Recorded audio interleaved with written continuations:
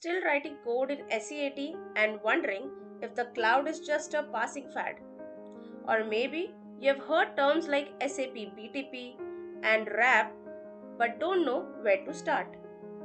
In this series, I'll take you, an experienced ABAP developer, step by step into the modern world of cloud native SAP development. Welcome to ABAP to Cloud.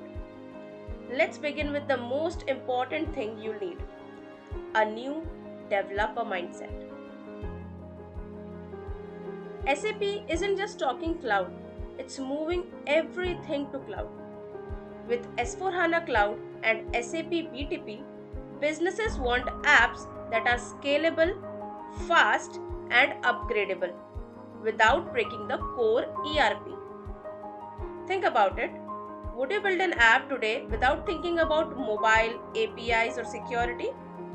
The same logic applies to cloud.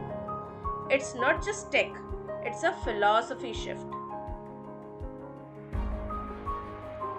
Old school ABAP is like owning a house.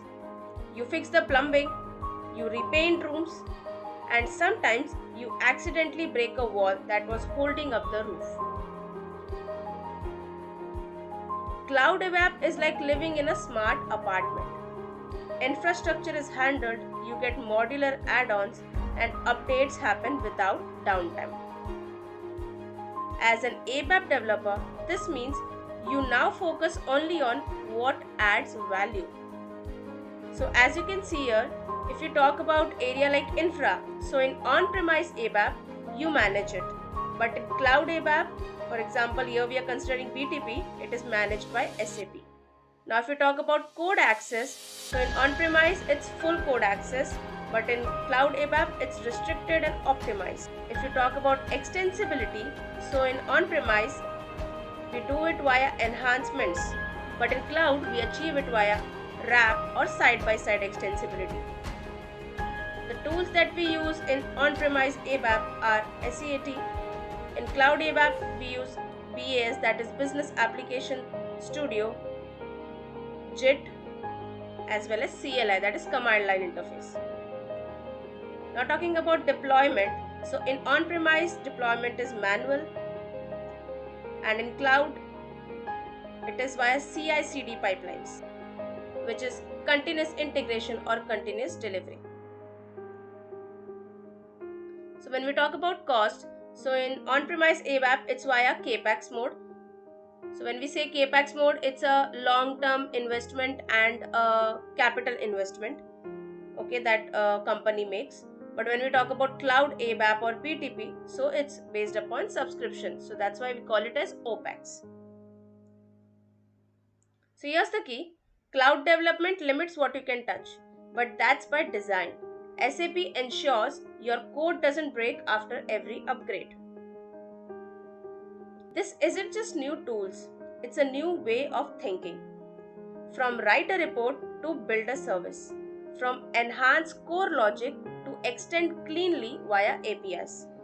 From code in isolation to collaborate with JIT and pipelines.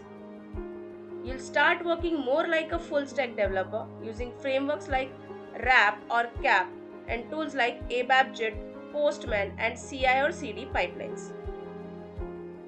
SAP BTP or Business Technology Platform is the backbone for SAP Cloud innovation.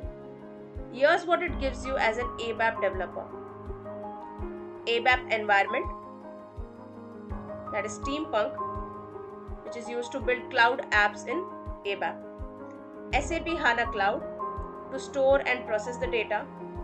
Business Application Studio, a web-based versus code-styled IDE. Cloud Application Programming Model, that is CAP, which uses Node.js or Java-based development. Destinations and connectivity, which are linked to S4HANA, SuccessFactors, etc. Now let's be honest, this shift can be intimidating, but it's also a huge opportunity. You already know business logic, data modeling, and SAP processes. Now it's time to add cloud native skills, use RAP and CAP, learn JIT and DevOps practices, build scalable extensions. You don't need to abandon ABAP, you just need to evolve it. In the next episode, I'll help you set up your own SAP BTP free to your account, step by step, and prepare your development environment. Hit subscribe, ring the bell, and if you've got questions or concerns about ABAP in the cloud, drop them in the comments. Let's grow together. Your cloud journey starts now.